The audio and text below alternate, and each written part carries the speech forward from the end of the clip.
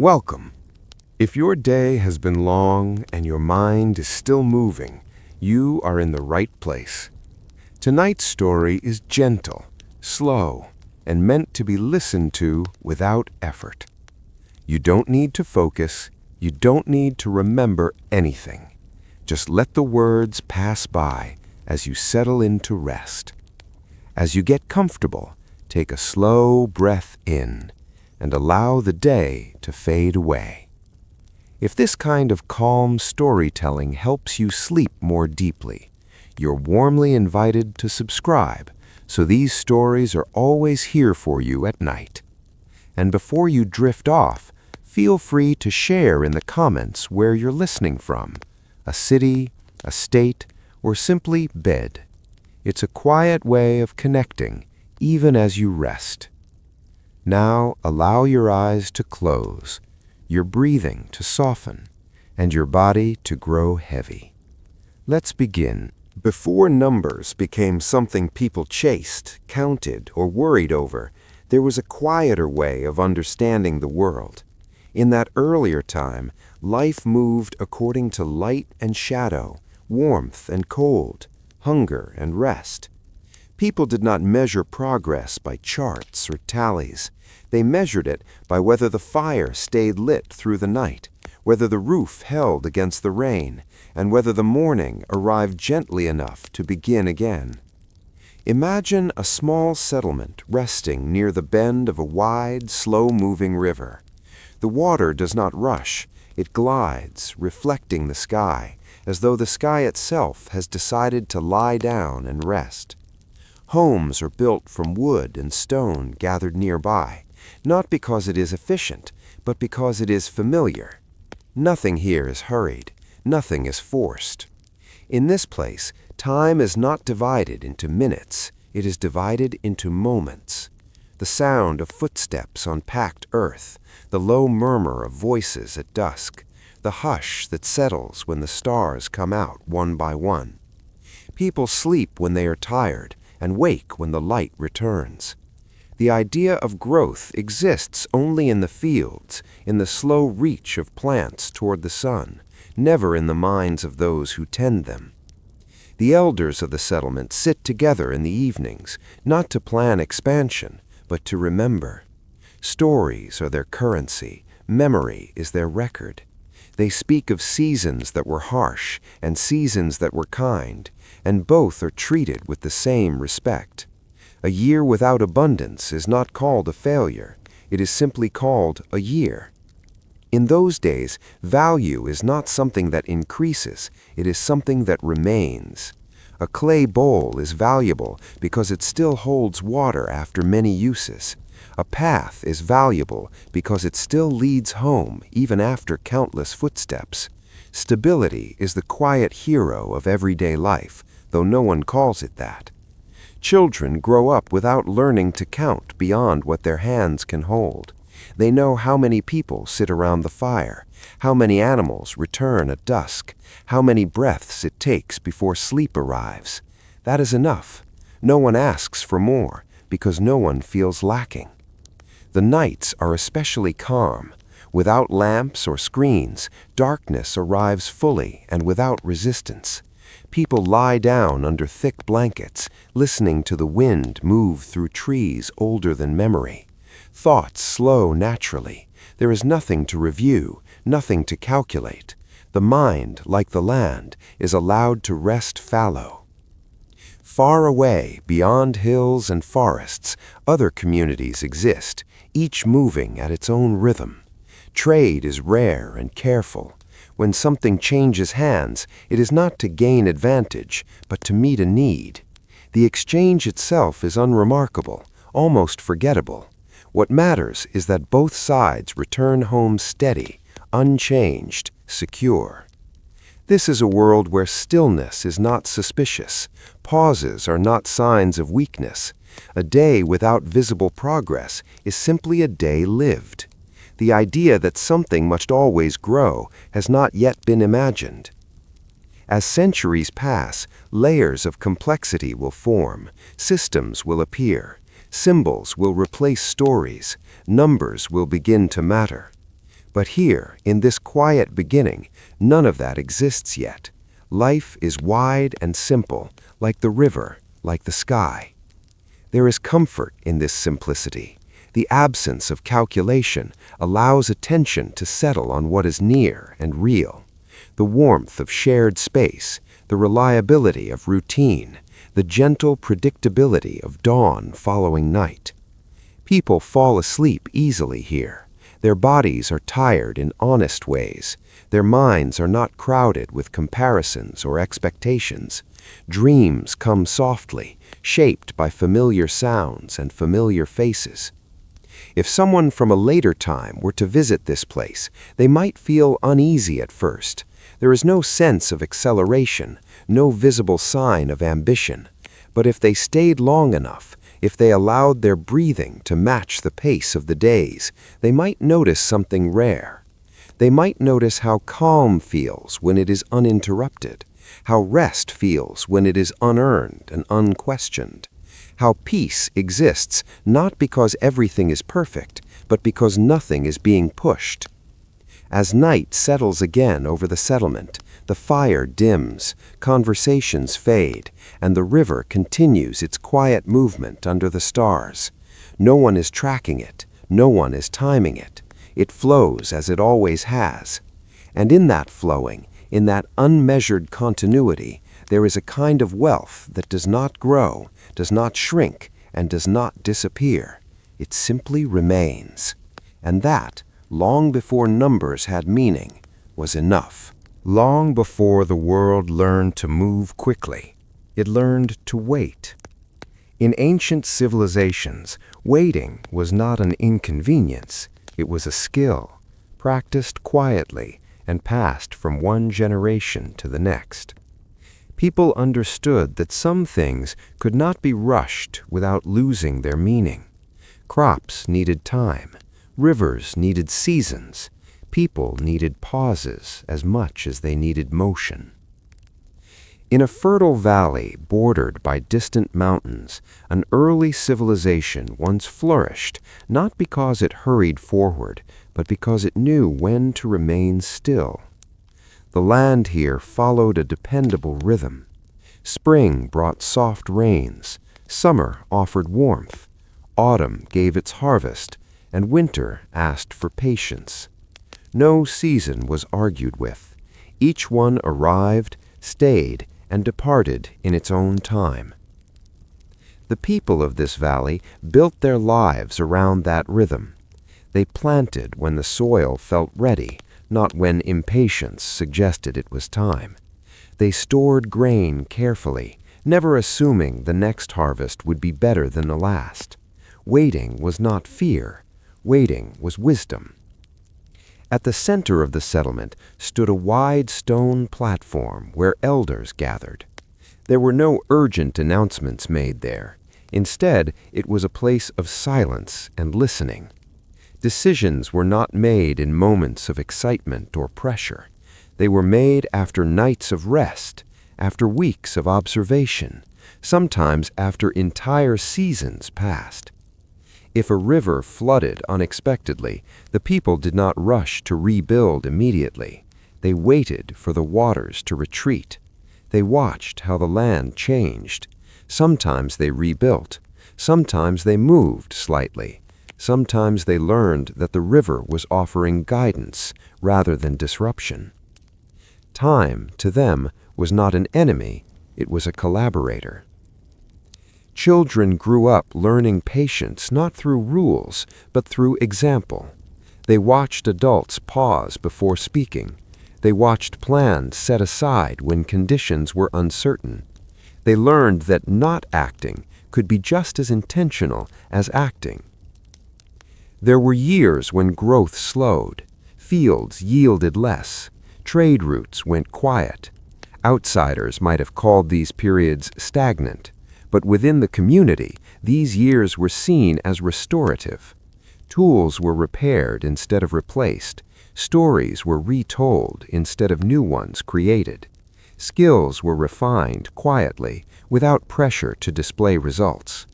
Waiting created space for noticing.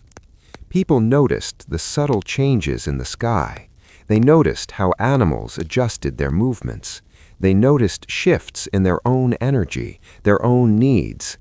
Without constant expansion, attention turned inward and outward at the same time. In another region, far from the valley, a desert civilization learned a similar lesson in a different way. Here, survival depended almost entirely on patience. Rain came rarely and unpredictably. To rush was to waste energy. To wait was to live. Communities formed around wells and shade, not ambition. Journeys were planned slowly and delayed often. If the signs were wrong, travelers stayed where they were. No destination was worth ignoring the quiet warnings of the land. Over time, these civilizations discovered something profound. Waiting reduced mistakes. It softened conflicts. It allowed clarity to surface naturally.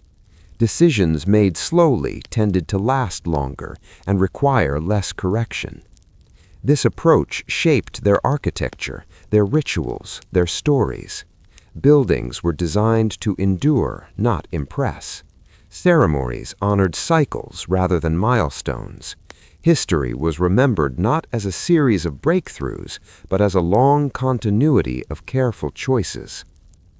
As centuries passed, some of these civilizations faded, not because waiting failed them, but because the world around them began to move faster. New cultures arrived with urgency and momentum. Speed became admired. Expansion became expected. Yet traces of the old wisdom remained. In the ruins of ancient cities, archaeologists would later find evidence of long pauses, layers of construction separated by decades, tools reused again and again, signs of communities that knew when to stop and let time do its work. Even today, that wisdom echoes faintly. It appears in moments when waiting feels right, even if it feels unfamiliar. In pauses taken before important decisions, in nights when nothing is solved, yet something settles. For the modern mind, trained to expect constant progress, waiting can feel uncomfortable. It can feel like standing still while the world moves on. But ancient civilizations understood something that is easy to forget. Not all movement is forward. Sometimes the most meaningful progress happens beneath the surface, unseen, unmeasured.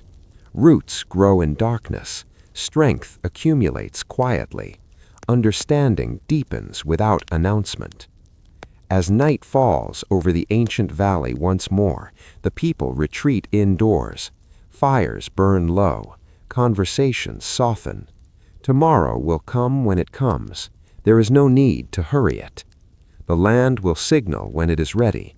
The people will respond when the moment arrives. Until then, waiting is not empty time. It is full of rest, full of attention, full of trust in what unfolds without force.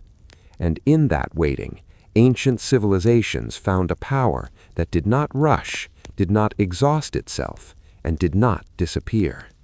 It endured. In the earliest days of trade, movement was slow and stillness was expected. Long before roads were mapped and schedules were fixed, exchange happened when conditions allowed, not when urgency demanded it. Time itself seemed to stretch, unfolding gently across weeks, months, and entire seasons of quiet. Merchants in those early eras did not think of travel as a continuous activity. It was something that began, paused, and sometimes ended without warning. Weather decided more than intention ever could. A single storm could delay a journey for weeks. A frozen pass could turn a route into a waiting place. Stillness was not a failure of trade. It was part of its rhythm. Imagine a caravan resting at the edge of a wide plain. The animals are fed and settled. The people sit near low fires, wrapped in heavy cloth, listening to the wind move across open land. They had planned to leave days ago, but the sky changed its mind. No one is frustrated. They expected this. Waiting is built into their understanding of time. Goods are not hurried. Cloth, spices, metalwork, grain, each item carries the memory of patience. They have already waited through harvesting, crafting, drying, and packing. A few more weeks of stillness changes nothing essential. Value does not increase or decrease simply because time passes. Early traders understood this instinctively.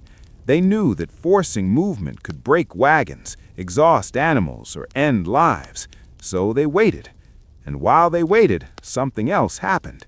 Relationships formed. Stories were exchanged. Knowledge moved quietly, even when goods did not.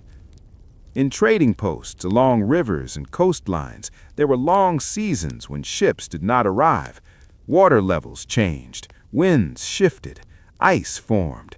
During these times, markets went silent, doors remained closed, storage rooms became more important than stalls. These quiet seasons were not empty. People repaired nets, mended sails, sharpened tools. Children learned skills by watching. Elders told stories of past journeys, not to hurry the future, but to prepare for it. Time during these pauses felt different. Without constant arrivals and departures, days blended together. Mornings arrived without urgency. Evenings settled without expectation. Life slowed to a steady, reassuring pace.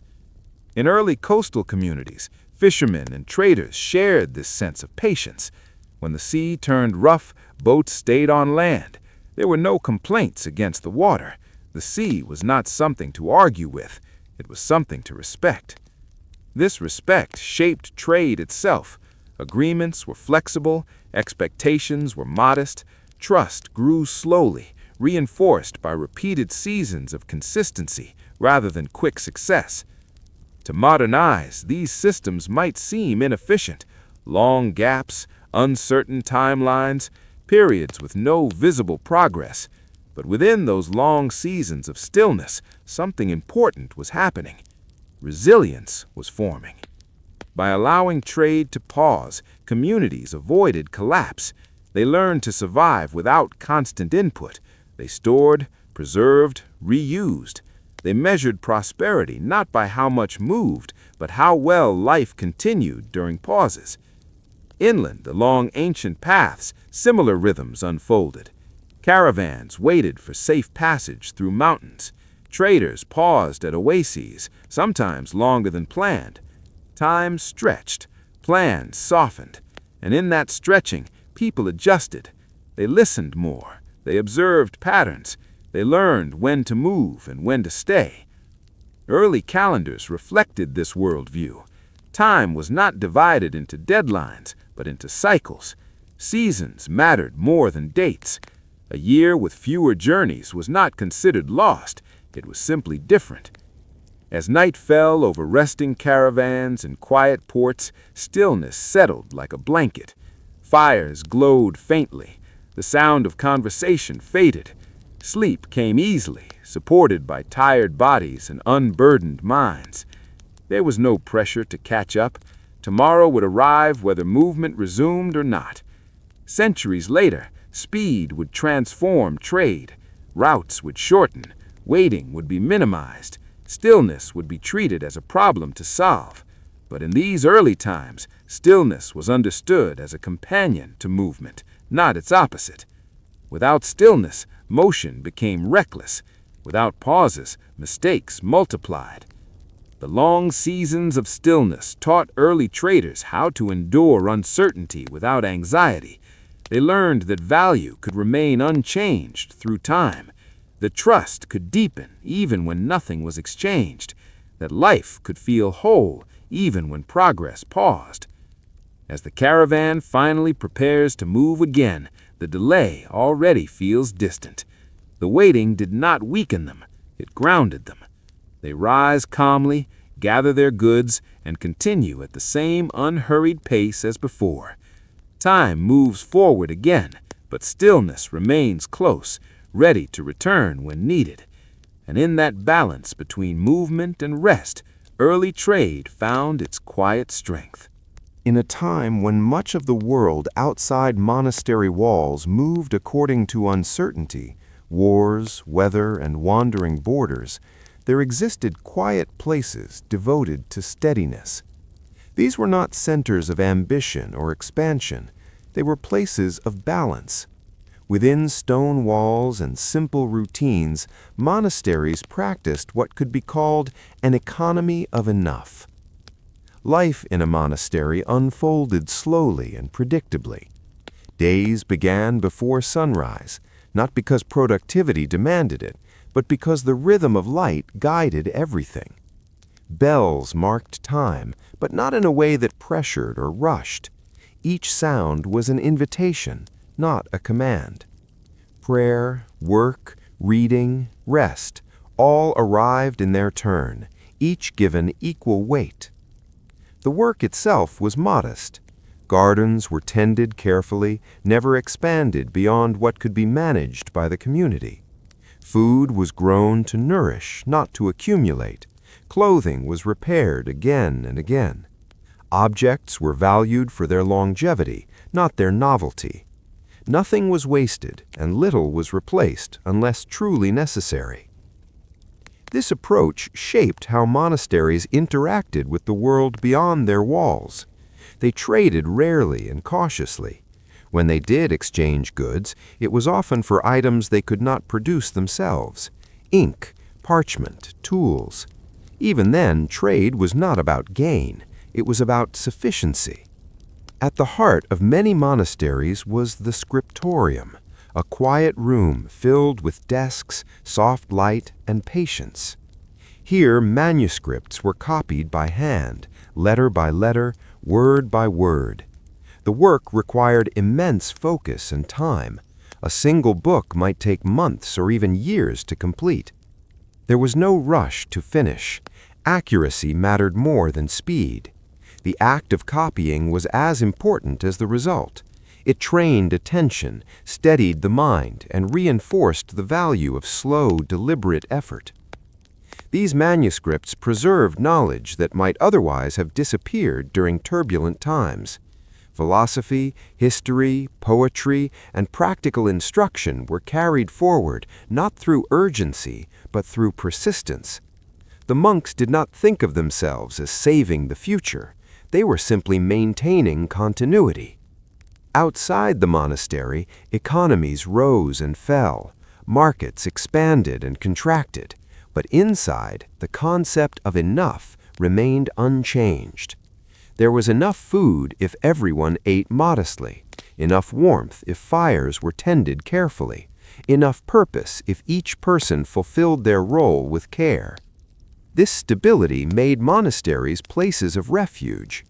Travelers arrived tired and uncertain, carrying stories of scarcity or excess. Inside the walls, they found something unfamiliar, a life not driven by accumulation or fear of loss. Silence played an important role here. Long periods passed without conversation. Silence was not emptiness, it was space. It allowed thoughts to settle and emotions to soften. It made waiting feel natural rather than uncomfortable. In the evenings, after the day's tasks were complete, monks gathered not to plan growth, but to reflect. Readings were shared slowly.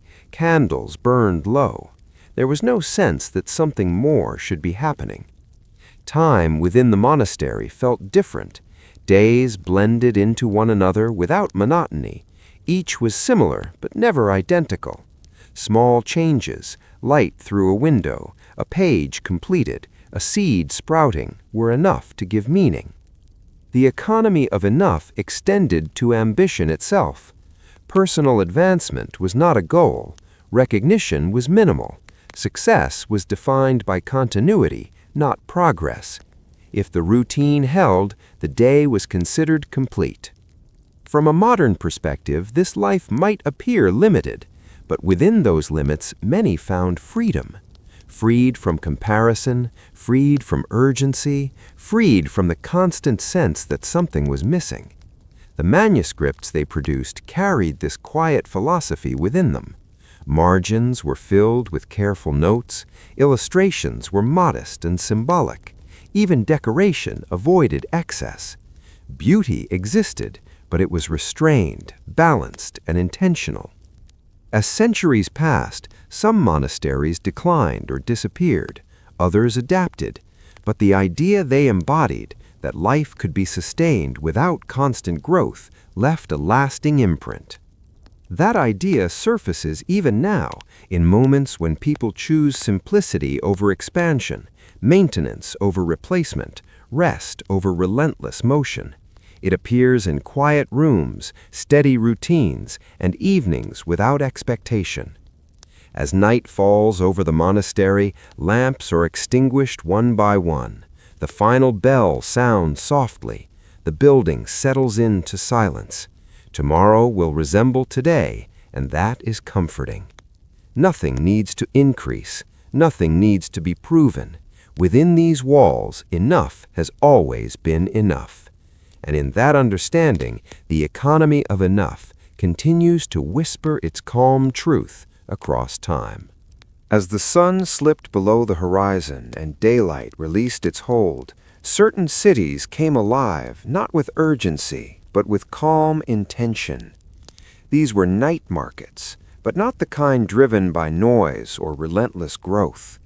They were places shaped by balance, designed to serve communities without exhausting them. In these cities, daytime belonged to work and rest, while night belonged to gentle exchange.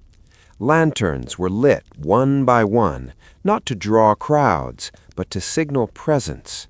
Stalls opened slowly. Merchants arranged their goods with care, knowing that the night would bring only as many visitors as it was meant to. These markets were not built to expand endlessly. Their size remained nearly unchanged year after year. New stalls appeared only when an old one closed. Space was limited on purpose. Balance mattered more than volume. The merchants understood this. Each person knew their place, their neighbors, and their regular visitors. There was no competition to be the loudest or the largest. Prices were steady. Goods were familiar. Trust moved quietly between hands. Food vendors cooked in small batches, enough for the night, rarely more. When something sold out, it was not replaced. The absence was accepted. People learned to arrive earlier or choose something else. No one demanded more than what was available. Craftspeople brought items made slowly, textiles woven over weeks, pottery shaped and fired with patience, tools repaired rather than replaced. The market valued durability over novelty. A well-used object carried more meaning than a new one. These night markets often operated under simple rules set by the community. Hours were limited. Noise was controlled. No one was allowed to dominate the space. Growth beyond the boundaries of the market was discouraged, not because it was impossible, but because it would change the rhythm that made the market work. The result was a different kind of prosperity. Merchants earned enough to live. Visitors found what they needed. The city slept well, undisturbed by excess. There were nights when rain kept people away. Stalls remained empty. Lanterns flickered in the damp air. Instead of panic, there was acceptance. Tomorrow would bring another chance, or it would not. Either way, the market would continue as it always had. Children wandered through the market with their families, learning not just how to buy, but how to wait. They saw adults pause before choosing. They watched conversations unfold without hurry. The market taught them that exchange did not need to be aggressive to be meaningful. Travelers passing through the city often noticed something unusual. The market felt complete even when it was quiet. There was no sense of something missing. The space held its shape, whether crowded or sparse. At the edges of the market, musicians played softly. Their songs were not performances meant to gather attention. They were background, part of the night itself. People listened without stopping. The music drifted and faded, leaving no demand behind. The architecture reflected the same philosophy. Stalls were modest and well-maintained. Nothing towered over the rest. Light was warm and restrained. Shadows were allowed to exist. Over time, these night markets became anchors for their cities. They provided continuity in uncertain times. When other parts of the economy fluctuated, the night market remained steady. It neither collapsed nor exploded. This steadiness required restraint. When outside traders arrived hoping to scale operations, they were often turned away gently. Not every opportunity was accepted. Not every possibility was pursued. The community understood that some growth comes at the cost of balance. The night markets existed to serve, not to dominate. They knew their limits and honored them. As midnight approached, stalls began to close, not abruptly, but gradually. One lantern dimmed, then another. Conversations softened. The market receded into stillness. Merchants packed up carefully, knowing they would return tomorrow or the next night, unchanged. There was comfort in this predictability. When the final lights went out, the streets returned to quiet. The city breathed evenly. People slept without the hum of excess lingering in the air. These night markets left little behind in records or numbers. Their success was not measured in expansion or scale. It was measured in continuity, trust, and the quiet satisfaction of enough. Long after the markets themselves faded, the idea they embodied remained. That balance, once chosen and protected, can be more valuable than endless growth. And that sometimes, under soft lantern light, restraint creates a richness that lasts.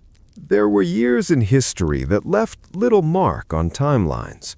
No great expansions, no dramatic collapses, no turning points that demanded to be remembered.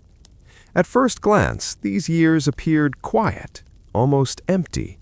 But for the people who lived through them, they were full in ways that numbers could never capture.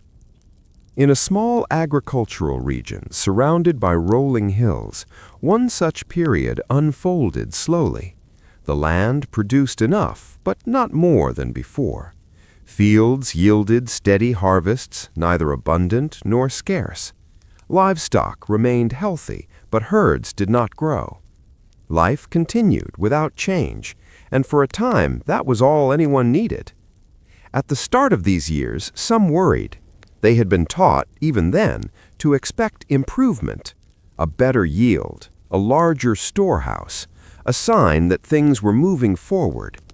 But as the seasons repeated themselves with quiet consistency, worry softened into acceptance. People adjusted their expectations. They focused less on adding and more on maintaining. Tools were repaired instead of replaced. Homes were strengthened where they already stood. Skills were practiced not to advance status, but to keep hands steady and minds engaged. These were years of refinement. Craftspeople improved their work in subtle ways. A potter adjusted the curve of a bowl. A carpenter refined the balance of a tool. A weaver perfected patterns that already existed. Progress happened quietly, inwardly, without announcing itself. Community life deepened. Without the distraction of change, relationships became the center of attention. Meals were shared regularly. Stories were retold, not because there were no new ones, but because familiar stories carried comfort. People knew one another well enough to notice small changes in mood, health, and spirit. The absence of growth created space. Space to listen more carefully, space to rest without guilt, space to notice what was already present. Children grew during these years without feeling rushed toward the future. They learned by watching, by repeating tasks, by spending time with adults who were not constantly preoccupied with what came next. Education was not accelerated, it unfolded naturally. There were no celebrations for increased output or expanded territory. Instead, there were quiet acknowledgments of continuity. A roof that survived another winter, a path that remained usable, a tradition passed on without interruption. Even leadership shifted its focus. Decisions were made to protect what existed, not to pursue what might be gained. Risks were weighed carefully. Stability became the priority. From the outside, travelers passing through might have mistaken this place for stagnant. There were no visible signs of ambition, no new structures rising, no changes to point at. But those who stayed longer noticed something else. People slept well. They woke rested. Their days were not crowded with anxiety about falling behind. The rhythm of life matched the rhythm of the land. Time did not feel like something to chase or escape. In these years, value showed itself differently. It appeared in resilience. When storms came, the community responded calmly. They knew their systems. They trusted their preparations. There was no panic. It appeared in memory. Elders retained detailed knowledge of past seasons, not because they were recorded, but because they were lived attentively. That memory guided decisions better than any projection. It appeared in care. When someone fell ill, others adjusted their routines without complaint. Productivity was not the measure of worth. Presence was. As time passed, these years blended together. Later generations would struggle to distinguish one from another. There would be no sharp edges to remember. And yet, these years formed the foundation for everything that followed. When growth eventually returned, when harvests increased, when trade expanded, the community was ready, not because they had pushed themselves forward, but because they had strengthened what already existed. The years without growth had preserved energy. They had prevented exhaustion. They had allowed the community to remain whole. As night settled over the region, lamps lit windows in familiar patterns. Nothing had changed, and everything felt right. The absence of growth had not diminished life. It had given it room to breathe. These years taught a quiet lesson, that value does not always announce itself, that progress does not always move upward, and that a life, a community, or a time can remain still and still be rich, and that sometimes the most important years are the ones that simply hold steady, carrying people gently from one season to the next. There were kingdoms that did not disappear because they failed, but because they chose not to expand. Over time, their borders remained unchanged, their ambitions quiet, their names slowly fading from memory. Yet within those forgotten kingdoms, something rare endured, the art of preservation.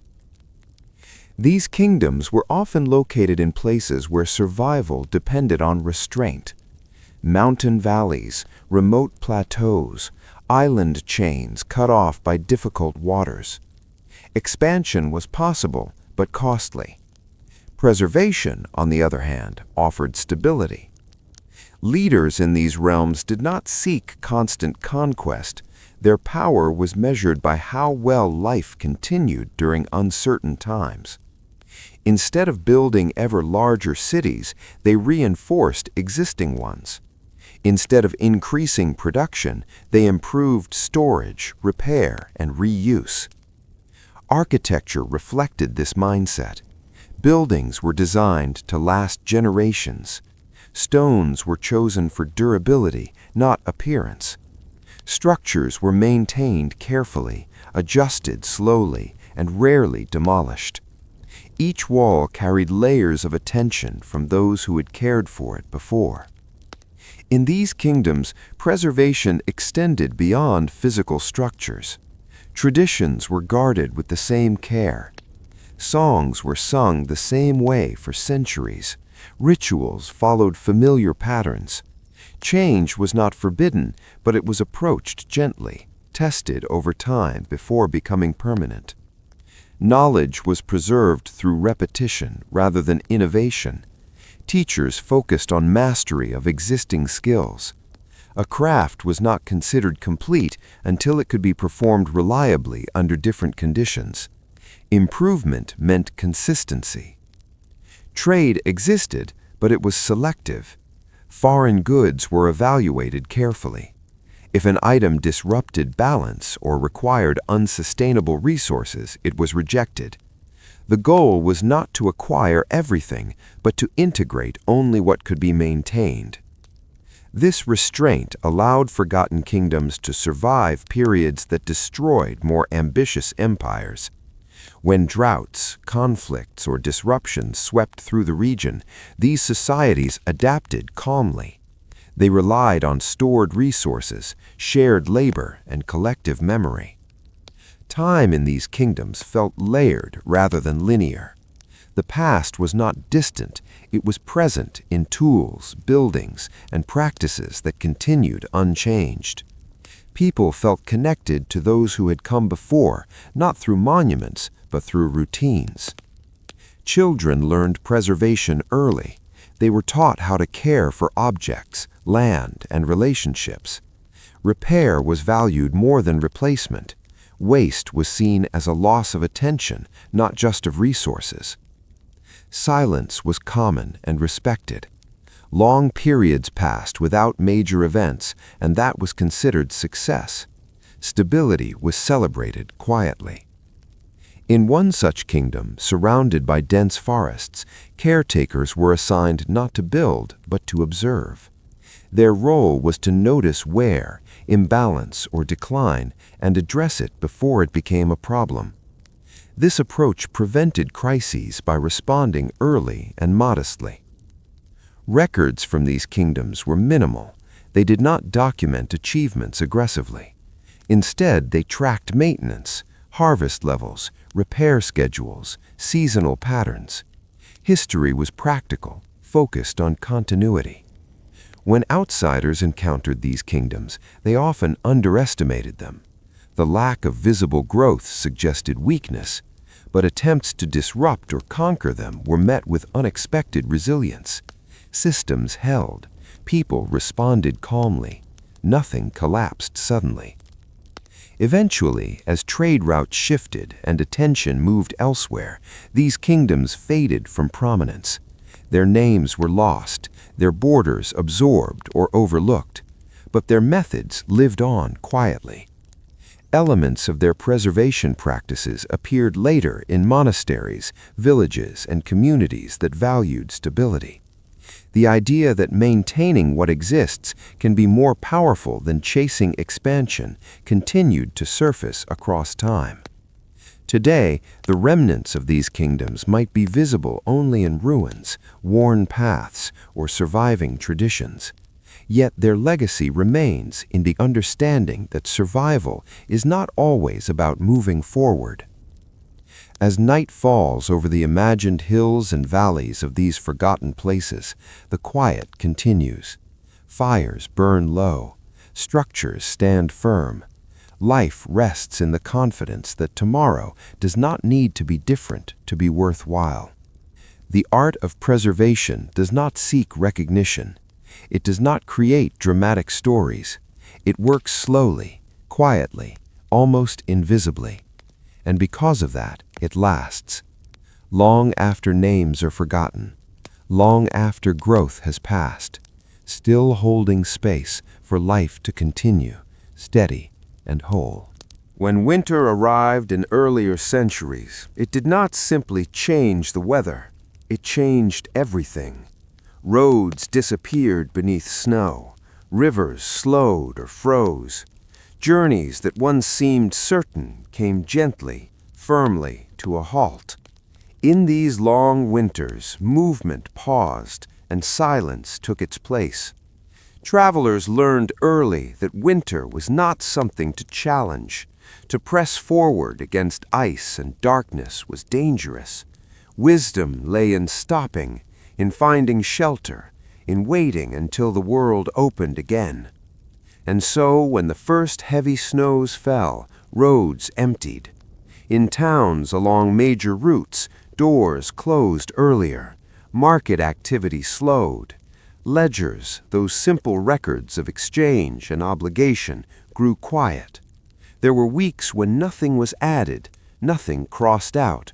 The absence of entries did not signal failure, it signaled survival. Merchants stored their goods carefully, knowing they would not move again until spring. Cloth was folded and protected. Tools were oiled and hung. Food was preserved and counted, not to increase supply, but to ensure it lasted. In inns and way stations, travelers who had planned to pass through found themselves staying for entire seasons. Strangers became familiar faces. Rooms meant for nights held people for months. Time stretched. During these pauses, attention shifted inward. With no journeys to plan, people focused on maintenance. Fires were tended constantly. Roofs were reinforced against snow. Paths between buildings were cleared again and again. The ledgers stayed silent, but life continued fully. Evenings were long. Candles burned low. Conversation slowed. Stories were told not for entertainment, but for connection. Each story filled the space that movement usually occupied. Winter forced a different relationship with time. Days were shorter, and expectations adjusted. Fewer tasks were possible, and fewer were attempted. Rest was no longer something to fit in, it was unavoidable. Children learned this rhythm without explanation.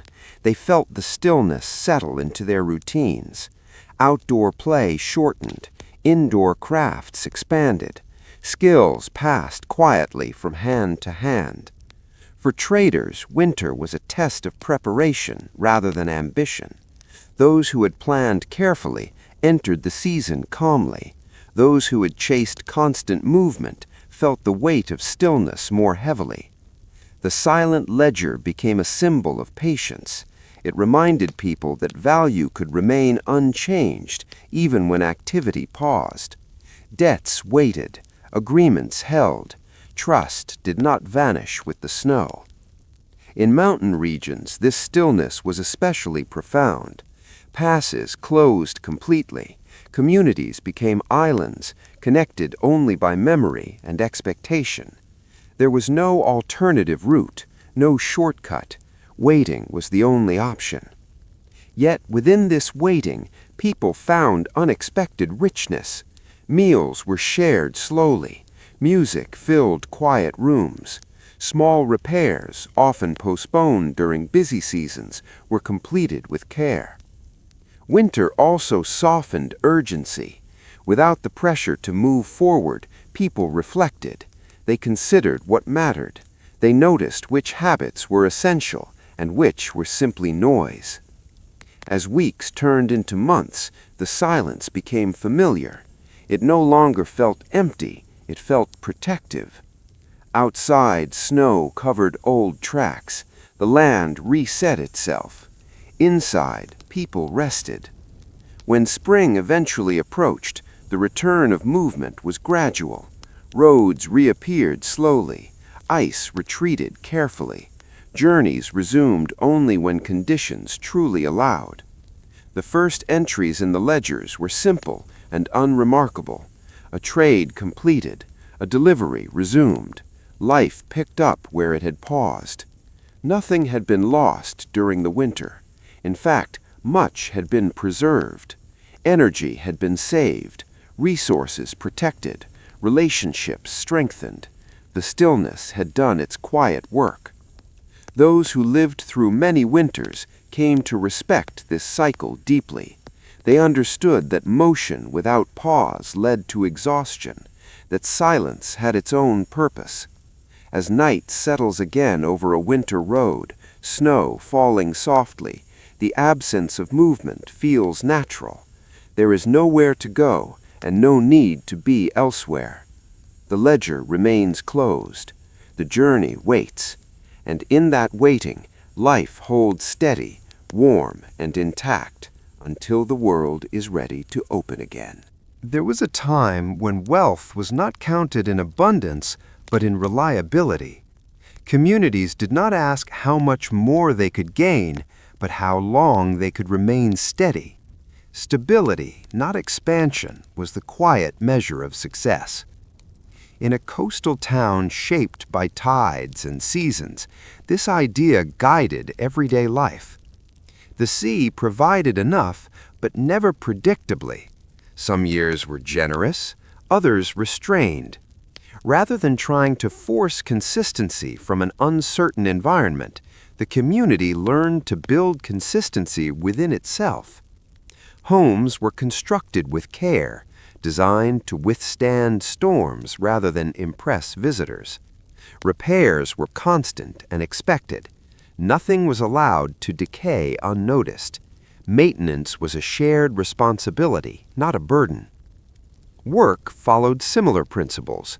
Fishermen limited their catch not because resources were scarce, but because balance mattered. Taking more than needed risked future uncertainty. Boats returned before exhaustion set in.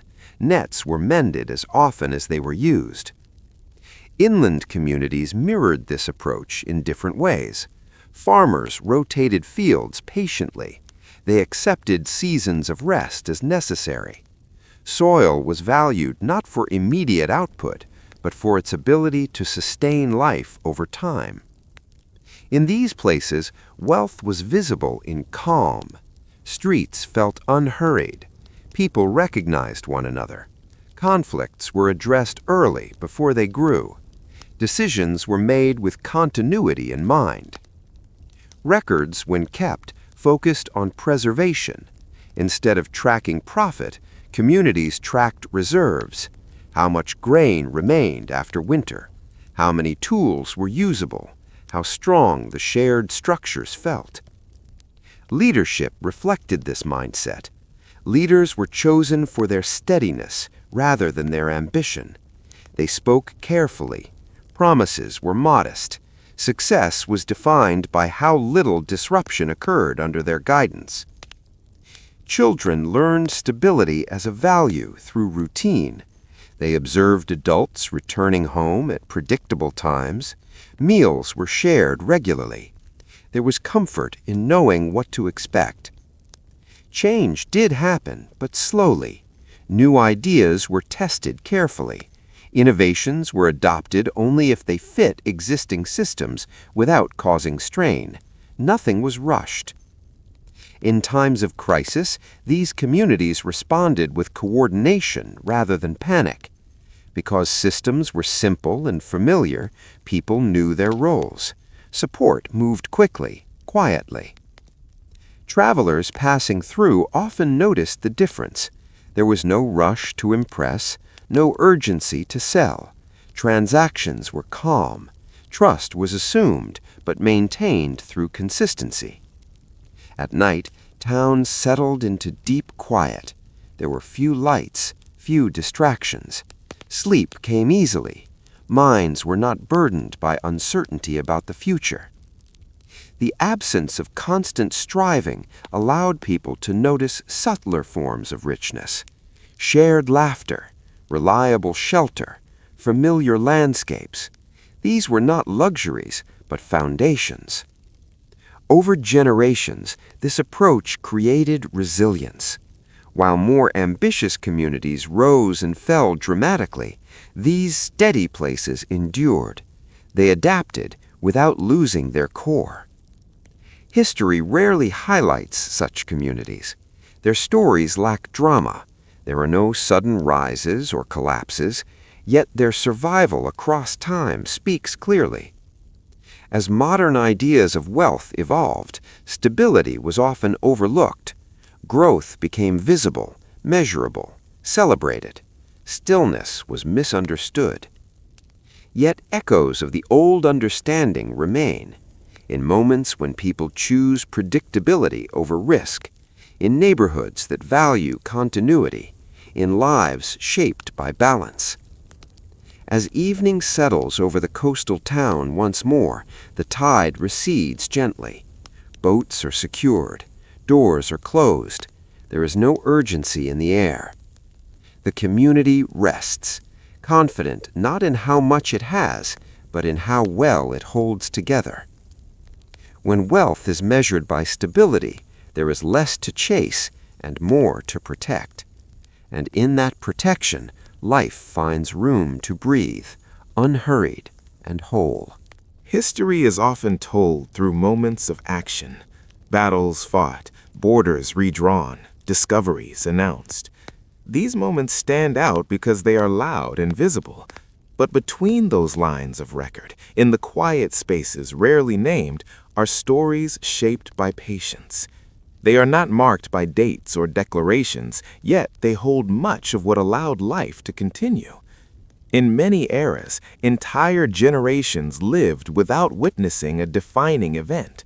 Their lives unfolded in steady repetition. Fields were planted and harvested, crafts were practiced, families grew and aged. Nothing dramatic happened, and that was precisely the point. These people learned patience not as a virtue to admire, but as a way to live. Waiting was not passive, it was attentive. It meant noticing small shifts, responding carefully, and trusting that time would carry things forward without force. In village records, when such records existed at all, long stretches passed without mention. No new laws, no sudden changes, just the quiet continuation of everyday life. Historians often skip over these periods, moving quickly to the next turning point. Yet within those skipped years, patience shaped everything. A farmer waited years for soil to recover. A craftsperson spent decades perfecting a single technique. A family remained in the same home for generations, maintaining it carefully rather than replacing it. These choices rarely make headlines, but they form the foundation beneath them. In oral traditions, patience appears subtly. Stories emphasize endurance rather than victory. Characters survive long journeys not through speed, but through persistence. Wisdom is gained slowly, often after long periods of uncertainty. In some cultures, elders were valued not for what they achieved, but for what they witnessed.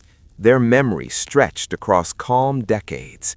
They carried knowledge of how to endure uneventful time without losing purpose. Patience also shaped conflict resolution. Disputes were sometimes allowed to cool rather than escalate. Silence was used intentionally. Time itself became a mediator, softening edges and allowing perspective to return. In seasons when nothing improved and nothing declined, crops were average, trade was modest, health was stable. These seasons taught people how to live without anticipation of reward or fear of loss. Children growing up during such times learned patience naturally. They were not surrounded by urgency. They saw adults work steadily, rest fully, and repeat routines without complaint. Time felt wide rather than scarce. Between the lines of major historical events, entire communities practiced this quiet endurance. When change finally arrived, whether sudden or gradual, they were prepared, not because they had rushed toward it, but because they had remained whole. Even great achievements often rested on these unnoticed periods. Innovation succeeded because systems were stable. Expansion was possible because foundations were maintained patiently over time. Yet patience rarely receives credit. It leaves few artifacts. It does not announce itself. Its work is invisible until it is absent. In moments of disruption, the value of patience becomes clearer. Communities that had practiced waiting adapted more smoothly. They knew how to slow down without panic. They understood that not every moment required action.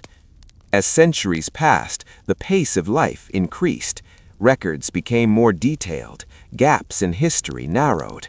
Still, patience did not disappear. It retreated into smaller spaces, homes, routines, personal choices.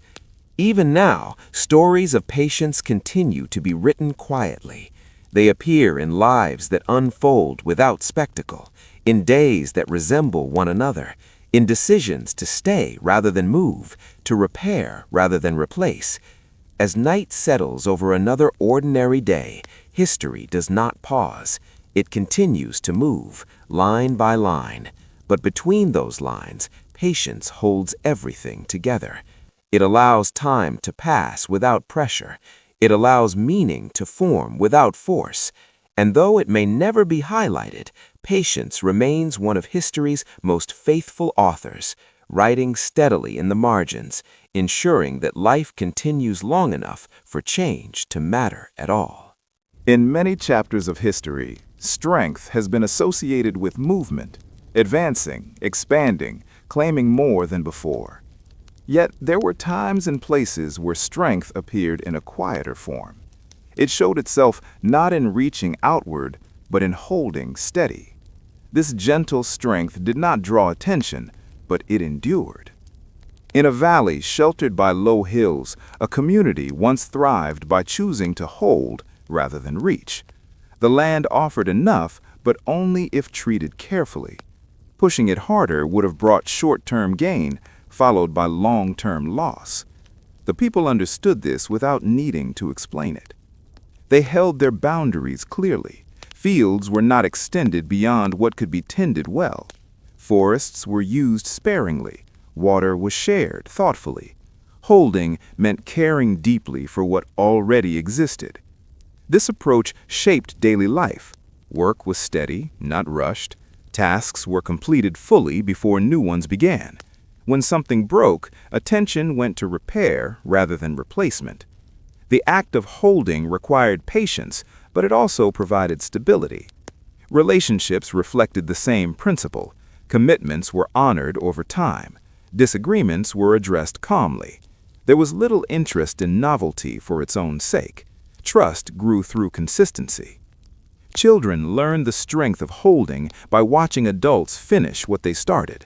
They saw effort sustained rather than scattered. They learned that attention itself was a form of care. In contrast, travelers from faster-moving regions often arrived restless. Accustomed to reaching for the next opportunity, they found the valley's pace unfamiliar. Some stayed briefly and left. Others stayed longer and noticed a subtle change in themselves. The absence of constant striving created space. Space to notice details. Space to rest without guilt. Space to feel complete without addition. The valley experienced periods of difficulty, like any place. Droughts came, storms damaged crops, but the habit of holding made recovery smoother. Systems were familiar, resources were protected, people trusted one another. Holding did not mean resisting all change. Change arrived, but it was integrated slowly. New tools were adopted carefully. Practices evolved gently. Nothing was forced into place before it fit. This gentle strength extended to leadership. Leaders were chosen for their steadiness, their ability to listen, their respect for limits. They did not promise more, they promised continuity. Over time, the valley's reputation grew quietly. It was known as a place that lasted, not because it expanded, but because it did not collapse. Outsiders came seeking refuge during uncertain times, drawn by the calm that holding creates. As generations passed, stories formed around this way of life. They were not dramatic tales of conquest, but narratives of endurance, of winters survived, of harvests maintained, of lives lived fully without constant pursuit. The strength of holding also shaped inner life. People were less likely to feel fragmented. Their days were coherent. Their identities were rooted. They did not measure themselves against distant standards. In later centuries, as the world grew louder and faster, the idea of holding began to seem outdated. Reaching became admired. Stillness was misunderstood. Yet the valley continued, unchanged. When external systems faltered, the value of holding became visible again. Those who had preserved their foundations weathered disruption with less strain. They knew how to pause without fear. As evening settles over the valley, lights appear in familiar windows. Paths remain where they have always been. There is comfort in this repetition. Holding does not create headlines. It does not produce sudden results, but it offers something quieter and often more powerful. It allows life to remain whole. The gentle strength of holding reminds us that not every moment calls for reaching, that sometimes the most resilient choice is to care deeply for what is already here. And in that care, strength grows quietly, steady and enduring, without ever needing to prove itself. There were moments in history when the most meaningful progress did not involve movement at all. These were times when advancement was measured not by how far people went, but by how well they stayed. Staying was not a lack of courage, it was a deliberate choice, shaped by understanding and restraint. In a riverside town built along a gentle bend of water, this idea guided generations. The river changed its behavior from year to year, sometimes generous, sometimes unpredictable. Rather than relocating or expanding recklessly, the community learned how to remain. They reinforced riverbanks instead of extending docks. They adjusted planting schedules rather than pushing the land harder. Progress came through adaptation, not relocation. Staying required attention. People studied patterns carefully. They learned the moods of the river. They noticed small signals in weather and soil. This knowledge accumulated slowly, becoming a form of wisdom that could not be rushed. Homes in the town reflected this philosophy. Instead of being replaced, they were layered. New beams supported old walls. Repairs were visible, not hidden. Each structure told a story of continuity. Children grew up with a sense of belonging that came from familiarity. Paths were known, faces were recognized. There was confidence in knowing where one stood. During times of opportunity, when trade routes shifted or neighboring towns grew rapidly, there was temptation to follow.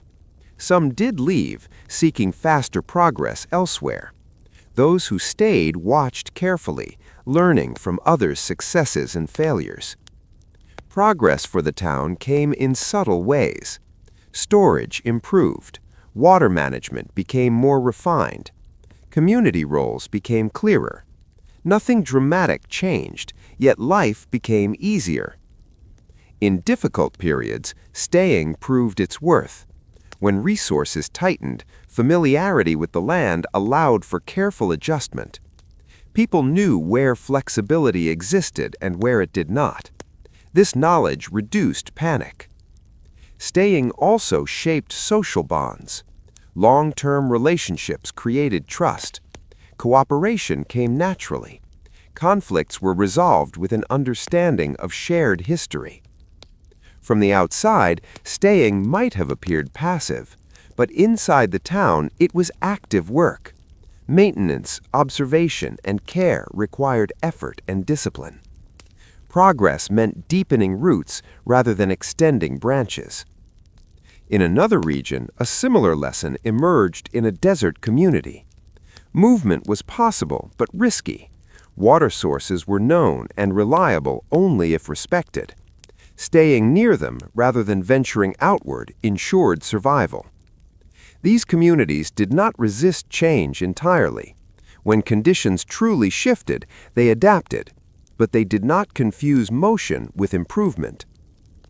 As centuries passed, stories of staying were often overshadowed by narratives of expansion. Stillness was rarely celebrated, yet those who remained carried forward traditions, knowledge, and resilience. Even in personal lives, this pattern appeared. Individuals chose to remain in familiar roles, not because they lacked ambition, but because they valued mastery and continuity. Depth replaced breadth. As evening settles over the riverside town, the water flows quietly. Lights reflect on its surface. Nothing new has been added, and nothing feels lacking. Progress has occurred, though it is difficult to point to a moment when it happened. It happened slowly, through attention and care, through choosing to stay. Moments like these remind us that progress is not always about moving ahead. Sometimes it is about holding ground thoughtfully, allowing time to work without interference. And in those moments, staying becomes its own form of advancement, steady and complete. There were years that seemed to pass without distinction. No great achievements marked them, no disasters interrupted them. To those looking for movement or transformation, these years appeared uneventful. Yet within their quiet repetition, time whispered lessons that could only be heard when nothing demanded attention. In a countryside shaped by low hills and open skies, a community lived through such unchanging years. The land yielded consistently, the weather followed familiar patterns. Days unfolded predictably, one after another, without surprise. At first, people felt uneasy. They were accustomed to expecting change, better or worse. When nothing shifted, they wondered what they were missing. Over time, that question faded, replaced by something gentler: listening. Without constant change, attention turned inward and outward simultaneously. People noticed the land more carefully. They learned the exact moment when morning light softened. They recognized subtle shifts in wind before weather changed. Familiarity deepened. Work during these years was steady. Fields were tended, homes were maintained. Skills were practiced without pressure to improve quickly. Excellence emerged slowly, shaped by repetition rather than ambition. Children grew up in this rhythm, absorbing lessons quietly. They learned patience not through instruction, but through observation. They saw adults return to the same tasks with care day after day. They learned that meaning did not depend on novelty. Time moved differently in these years. Without milestones, days blended together. The absence of urgency created space. Space to reflect, space to rest, space to simply be. In these conditions, relationships strengthened. Without distractions of change, people focused on one another. Conversations lingered. Silence was comfortable. Conflicts were addressed calmly, often dissolving on their own with time. Unchanging years also revealed what truly mattered. Without new projects or expansions, people saw clearly which habits sustained them and which drained energy. Simplification happened naturally. Elders valued these years deeply. They recognized them as rare opportunities to pass on knowledge without interruption. Skills were taught patiently. Stories were shared fully. Memory flowed uninterrupted. In many ways, these years functioned as quiet teachers. They showed that continuity could be nourishing, that stability could feel rich, that life did not require constant stimulation to feel complete. Travelers passing through sometimes misunderstood the calm. They saw sameness and assumed stagnation, but those who stayed longer noticed depth. Familiarity allowed life to settle into its natural pace. As time whispered its lessons, people learned to trust stillness. They discovered that effort could soften, that rest was not something to earn, but something to accept. When change eventually arrived, as it always does, it did not feel disruptive. The foundation built during unchanging years held firm. People adapted without fear. Looking back, it was difficult to point to specific moments of importance. The lessons were cumulative, layered gently over time. As night settles over the countryside, familiar sounds fill the air. Nothing has changed, and everything feels balanced. Time continues to whisper, but only those willing to listen in quiet years can hear. These unchanging years remind us that growth is not always visible, that meaning can deepen without movement, that sometimes the most profound lessons arrive not through action, but through patience. And in those quiet years, time becomes not something to manage, but something to trust. Much of life is described as a journey, measured by steps taken and ground covered. Progress is often imagined as a straight line moving forward. Yet between each step there is a pause, a brief moment where nothing moves. In history, as in life, these spaces between forward steps have often held the deepest meaning. In a hillside town connected by narrow paths, people moved carefully. The terrain demanded attention. Steps were placed thoughtfully. Pauses were natural. Rushing would lead to missteps. Over time, the community learned to respect these in-between moments. Work followed a similar rhythm. Tasks were broken by rest. Fields were worked, then left alone. Craft work advanced slowly, shaped by periods of waiting and reflection. The spaces between actions allowed skill to mature. These pauses were not empty. They were filled with observation. People noticed their surroundings more clearly. They felt the weight of tools, the texture of materials, the rhythm of their own breathing. Presence deepened. In conversation, pauses mattered just as much as words. Silence allowed understanding to form. Decisions were rarely rushed. Time was given for thoughts to settle. Children grew up comfortable with waiting. They learned that not every moment needed to be filled. Curiosity flourished in unstructured time. Creativity emerged naturally. In seasons of travel, journeys were punctuated by rest. Travelers stopped at familiar places, sometimes longer than planned. These stops became meaningful. Friendships formed. Knowledge was shared. The community recognized that constant motion exhausted both people and land. By honoring pauses, energy was preserved. Balance was maintained. From the outside, these spaces might appear inefficient, yet they prevented mistakes, reduced strain, and allowed life to remain steady. In later times, as pace increased elsewhere, the hillside town remained unchanged. The value of pauses was deeply embedded in its culture. Even during challenges, the habit of pausing proved useful. Instead of reacting immediately, people waited, observed, and responded thoughtfully. This reduced conflict and allowed better solutions to emerge. As years passed, the town's story remained quiet.